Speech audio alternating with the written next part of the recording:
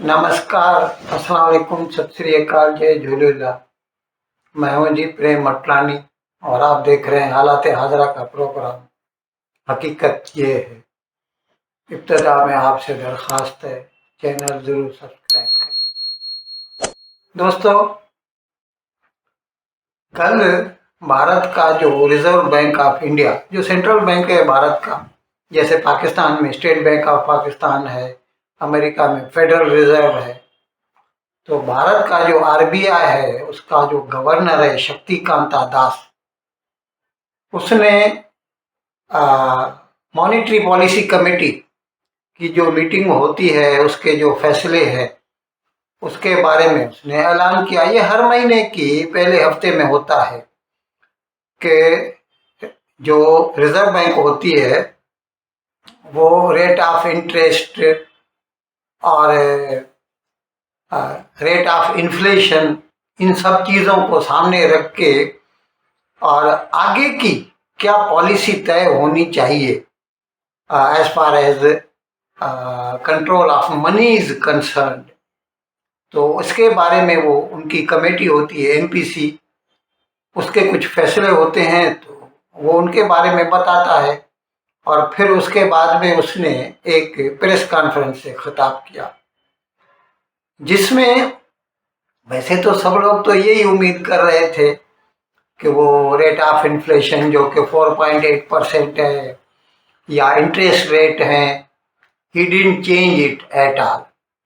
Cash reserve ratio में उन्होंने आधा पॉइंट की यानी 50 बेसिस पॉइंट की जो कटौती की, ये अलग बात है। लेकिन इसकी जो खास बात है जिसके बारे में शायद दूसरे लोगों ने इतना ध्यान नहीं दिया, वो ये था कि इसमें शक्तिकांता दास ने इस बात का खुलासा कर दिया once and for ever, India is not going for de dollarisation. अब ये डी डॉलराइजेशन क्या है? वो ये कि हम जो अपने फॉरेन एक्सचेंज रिजर्व्स रखते हैं उसके बारे में हम ऐसे बताते हैं कि अभी जैसे भारत के फॉरेक्स रिजर्व्स हैं 700 बिलियन डॉलर, पाकिस्तान के फॉरेक्स रिजर्व्स हैं 8 बिलियन डॉलर, इसी तरह हर मुल्क। अच्छा, फिर आपस में जब ये बिजनेस करते हैं दो ममालिक आपस में, जैसे अभी भारत और चीन ही करता है, समझो हमारा सबसे बड़ा बिजनेस पार्टनर चाइना है, दूसरे नंबर पे अमेरिका आता है। भले ही चीन का जो सिक्का है युआन है, हिंदुस्तान का रुपया है, लेकिन हम सारे जो भी सौदे करते हैं ना डॉलर में करते हैं, पेमेंट डॉलर में होती है, फिर वो लोग खुद उसको बदली करके अपनी करेंसी में कर देते हैं, तो इसको कहते हैं डॉलराइजेशन। ये 73 के बाद 1973 के बाद मुरविज हुआ, रिवाज में आया। अब इसकी जरूरत क्यों पेश आई? ब्रिक्स आपने सुना होगा, ब्रिक्स के समिट कॉन्फ्रेंसेस होते रहते हैं। अभी ताज़ा एक ब्रिक्स की कॉन्फ्रेंस हुई थी पाकिस्तान में जिसमें एस जयशंकर भी, मतलब भारत का वैसे तो मोदी को जाना था लेकिन उसकी जगह पे हमारा वजीर खारजा गया, तो उसमें वो लोग इस बात पे जोर दे रहे थे कि हमें डॉलर के ऊपर डिपेंडेंस कम करनी चाहिए। खास तौर पर जो ब्राजील है ना, उसका जो प्रेसिडेंट है लुला सिल्वा डी लुला, उसने कहा था कि हमें ब्रिक्स की एक अपनी अलग से करेंसी होनी चाहिए और हमें जो भी बिजनेस करना है उसी करेंसी में करना चाहिए। अब उसके बाद इलेक्शन हो गया ट्रंप का, ये मतलब अमेरिका का, और उसमें ट्रंप जीत गया।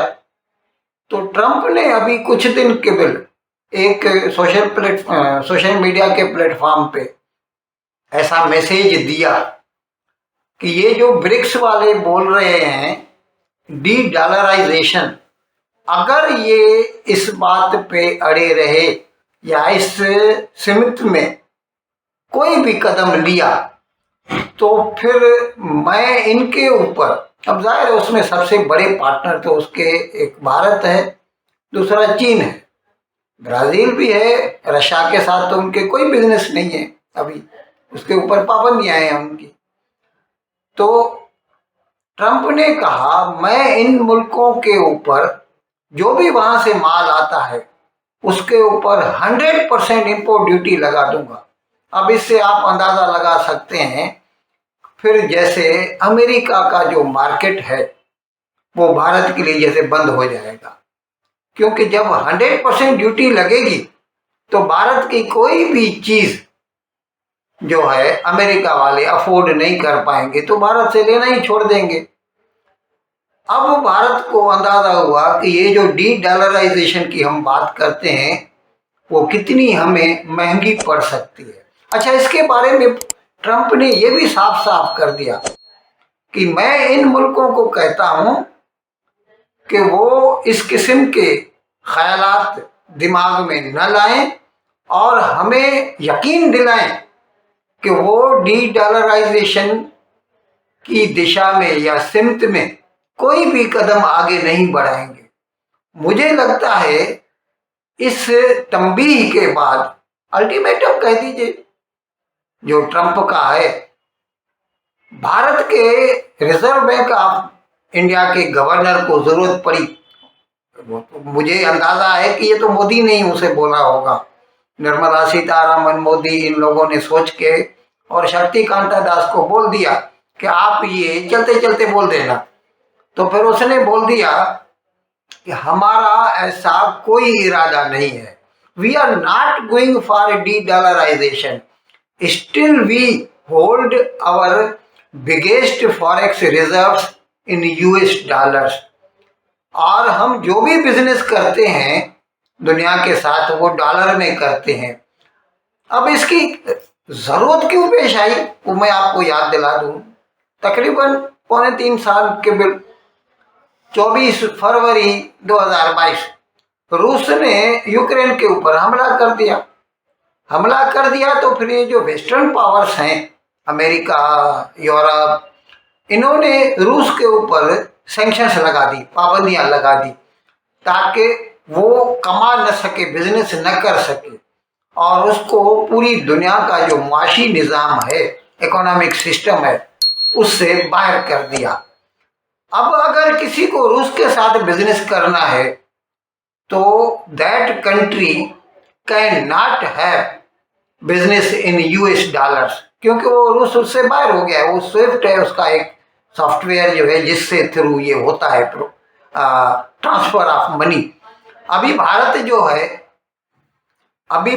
जो है उसके तो रूस के साथ बहुत पुराने ताल्लुकात हैं, 77 साल से हर किस्म के। हमारा सबसे बड़ा जो डिफेंस आर्म सप्लायर है वो रूस है, और जब से ये इसके ऊपर पाबंदियां लगी तो फिर हमने तेल भी उससे ज्यादा लेना शुरू कर दिया।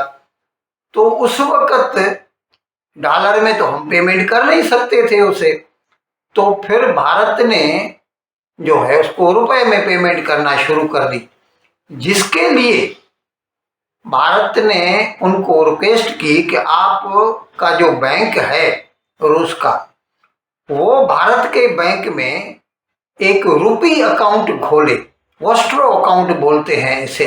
ये रिजर्व बैंक ऑफ इंडिया ने एक सिस्टम तजवीज किया। उसमें फिर क्या है कि जो भी भारतीय कंपनी रूस से कुछ भी खरीदे, तेल खरीदे या आर्म्स एंड एम्यूनिशन खरीदे, उसकी पेमेंट वो रूस की कंपनी के नाम पे रुपए में कर देगी उसमें, और फिर वो अपनी सहूलत के हिसाब से, अभी इसके लिए फिर वो सिस्टम तजवीज़ किया गया था कि Russia can invest in Indian securities, government bond जो होते हैं उसमें लगा सकता है। या अभी पुतिन ने कहा था 2 रोज कबल कि हम भारत में कारखाने लगाएंगे, उसको अच्छा लगता है ये जो मोदी कहता है मेक इन इंडिया। तो हम चाहते हैं कि हम आर्म्स एंड एम्यूनिशन, यानी समझो जहाज बनाने हैं, टैंक बनाने हैं, ऐसी दूसरी चीजें बनाने हैं, वो हम भारत में कारखाने लगाएंगे और उसके लिए वो वही पैसा इस्तेमाल करेंगे जो रुपए के अकाउंट में उनका इधर पड़ा है। इसी वजह से भारत ने ये बात की थी लेकिन अभी ट्रंप ने जब ये धमकी दे दी तो फिर हम अमेरिका को भी तो नहीं छोड़ सकते, उनके बिना तो हमारा काम नहीं चल सकता। तो इसीलिए अभी भारत के रिजर्व बैंक ऑफ इंडिया के गवर्नर ने ये बात once and for ever clear कर दी, India is not going for de dollarisation, rest assured. इन अल्फाज के साथ आज का प्रोग्राम खत्म करने की आपसे इजाज़त चाहता हूँ, लेकिन विदाई लेने से पहले एक मरतबा फिर आपसे मेरी दरख्वास्त है कि जिस किसी साहब या साहिबा ने अब तक हमारे इस चैनल को सब्सक्राइब नहीं किया, अज़राए करम इसको जल्द से जल्द सब्सक्राइब करें, प्रोग्राम को लाइक करें, शेयर करें और घंटी का बटन दबाना न भूलें। बहुत बहुत शुक्रिया। खुदा हाफ़िज़।